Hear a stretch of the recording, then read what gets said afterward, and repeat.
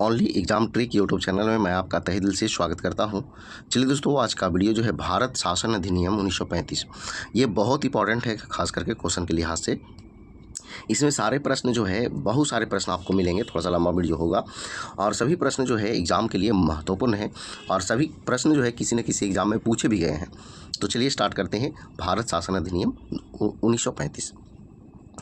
देखिए, पहला क्वेश्चन क्या कह रहा है, भारत में उत्तरदायित्व पूर्ण शासन की स्थापना के संदर्भ में अंतिम महत्वपूर्ण अधिनियम कौन सा था? अंतिम महत्वपूर्ण अधिनियम तो भारत सरकार अधिनियम 1935।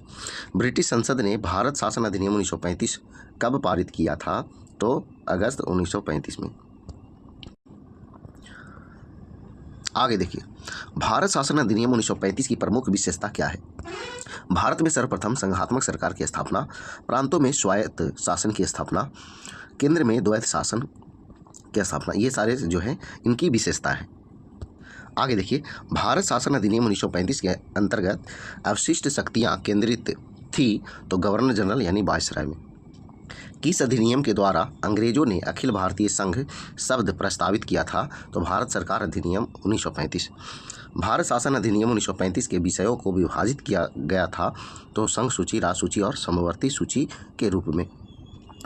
किस अधिनियम के द्वारा संघीय न्यायालय की स्थापना का प्रावधान किया गया था? तो भारत शासन अधिनियम 1935 के द्वारा। किस अधिनियम द्वारा भारत को लिखित संविधान देने का प्रयास किया गया था? तो भारत शासन अधिनियम 1935 के द्वारा। भारत शासन अधिनियम 1935 में ब्रिटिश भारत से संबंधित कुल अनुच्छेद तथा अनुसूचियां थी तो 321 अनुच्छेद और 10 अनुसूचियां थी। वह अधिनियम जिसके द्वारा भारत में संघात्मक सरकार स्थापित की गई थी तो भारत शासन अधिनियम 1935। 1935 के अधिनियम में अखिल भारतीय संघ में सम्मिलित होना किसके लिए अनिवार्य था? तो ब्रिटिश भारतीय प्रांतों को। 1935 के अधिनियम में अखिल भारतीय संघ में सम्मिलित होना ऐच्छिक था तो भारतीय राजाओं के लिए ऐच्छिक था। भारत शासन अधिनियम 1935 के अधीन संघ में सम्मिलित होने वाली सभी रियासतों के शासक के लिए अनिवार्य था तो अंगीकरण यानी विलय पत्र पर हस्ताक्षर करना। भारत सरकार अधिनियम 1935 के अनुसार गवर्नर जनरल यानी वायसराय की नियुक्ति की गई थी तो ब्रिटिश सम्राट के प्रतिनिधि के रूप में, संघीय शक्तियों के प्रयोगकर्ता अधिकारी के रूप में। भारत शासन अधिनियम 1935 के अंतर्गत केंद्रीय और प्रांतीय सरकारों के मध्य वैधानिक शक्तियों के विभाजन हेतु कितनी सूचियां बनाई गई थी? तो 3 यानी संघ सूची जिसमें 59 विषय थे, प्रांतीय सूची जिसमें 54 विषय थे तथा समवर्ती सूची जिसमें 36 विषय थे। 1935 के अधिनियम के अंतर्गत संघीय सूची में रखे गए प्रमुख विषय थे तो सशस्त्र सेनाएं, डाकतार, रेल, मुद्रा, विदेशी मामले, अखिल भारतीय सेवाएं आदि जो है ये रखे गए थे किस सूची में? तो संघीय सूची के अंतर्गत। भारत शासन अधिनियम 1935 के अंतर्गत किसी भी सूची में उल्लेखित नहीं किए गए विषय के संदर्भ में विधि निर्माण का अधिकार किसे दिया गया?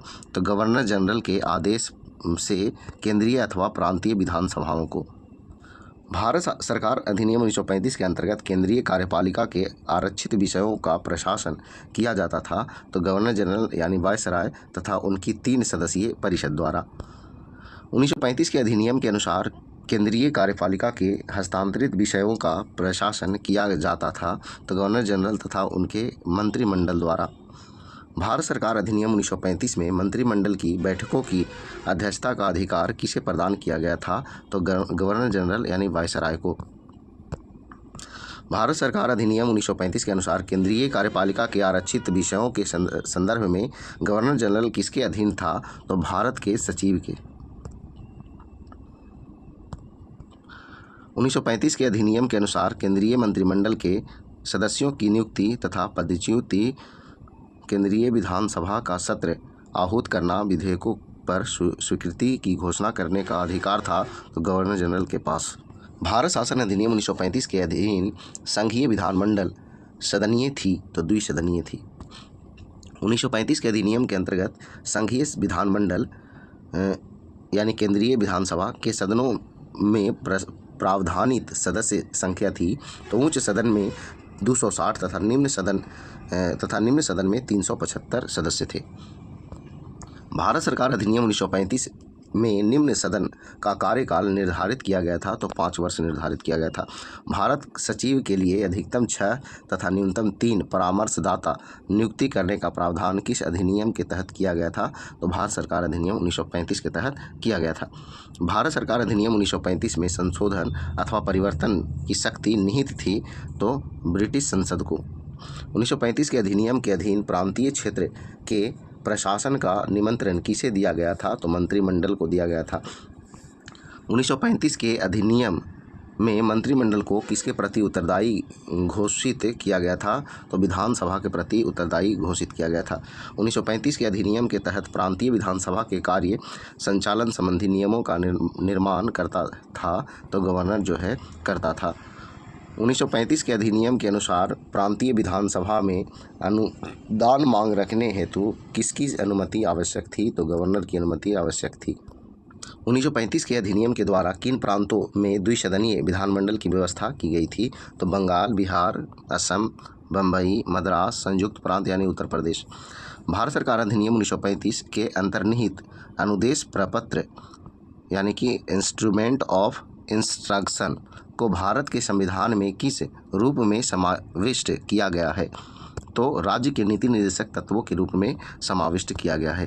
1935 के अधिनियम के अनुसार केंद्रीय विधायिका के दोनों सदनों में किसी विधेयक के संदर्भ में मतभेद की स्थिति में उसे सुलझाने के लिए किसके द्वारा दोनों सदनों का संयुक्त सत्र आहूत किया जा सकता था, तो गवर्नर जनरल यानी वायसराय के। 1935 के अधिनियम के अधीन संघ तथा इसमें सम्मिलित इकाइयों के मध्य संवैधानिक विवादों के निपटारे हेतु किस न्यायालय की स्थापना की गई थी, तो फेडरल न्यायालय यानी संघीय न्यायालय दिल्ली। संघ सरकार द्वारा राज्यों को आदेश देने का विचार भारत के संविधान निर्माताओं ने किस अधिनियम से प्राप्त किया, तो 1935 के भारतीय अधिनियम से। 1935 के अधिनियम द्वारा स्थापित होने वाले फेडरल न्यायालय में न्यायाधीशों की संख्या थी, तो 1 मुख्य न्यायाधीश तथा 2 अन्य न्यायाधीश। 1935 के अधिनियम के अंतर्गत स्थापित फेडरल न्यायालय के न्यायाधीशों की नियुक्ति किसके द्वारा की जाती थी, तो ब्रिटिश सम्राटों के द्वारा की जाती थी। 1935 के अधिनियम के अधीन स्थापित फेडरल न्यायालय के न्यायाधीशों की सेवानिवृत्ति की आयु निर्धारित की गई थी, तो 65 वर्ष निर्धारित की गई थी।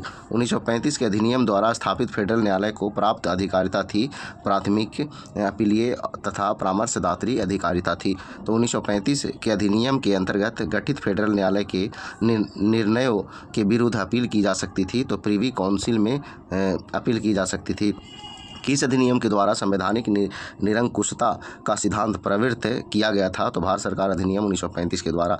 किस अधिनियम के द्वारा बर्मा तथा अदन को भारत के शासन से पृथक कर दिया गया था, तो भारत सरकार अधिनियम 1935 के द्वारा। वर्ष 1935 के अधिनियम के बारे में किसने कहा था कि एक कार जिसमें ब्रेक तो है पर इंजन नहीं है, तो ये जवाहरलाल नेहरू के द्वारा कहा गया था। पंडित जवाहरलाल नेहरू ने किस अधिनियम को गुलामी का अधिकार पत्र या दास्ता का आज्ञा पत्र कहा था, तो भारत सरकार अधिनियम 1935 को। किस वायसराय ने कहा था कि भारत शासन अधिनियम 1935 इसलिए पास किया गया क्योंकि हम समझते थे कि भारत पर अंग्रेजी प्रभुत्व बरकरार रखने का यह सर्वोत्तम तरीका है, तो ये लॉर्ड लिनलिथगो ने कहा था। 1919 का अधिनियम भारतीयों के लिए बेड़ियों का नया जाल था, यह कथन था किसका, तो सुभाष चंद्र बोस का। तो चलिए दोस्तों, ये सारे प्रश्न जो है भारत सरकार अधिनियम 1935 से जुड़े हुए थे और सभी प्रश्न इंपॉर्टेंट हैं और पूछे भी गए हैं एग्जामों में और आगे की एग्जामों में भी के लिए भी महत्वपूर्ण है। तो चलिए, वीडियो पसंद आया तो वीडियो को लाइक करें, दोस्तों पास शेयर करें। तो आज इतना ही। जय हिंद, जय भारत, वंदे मातरम।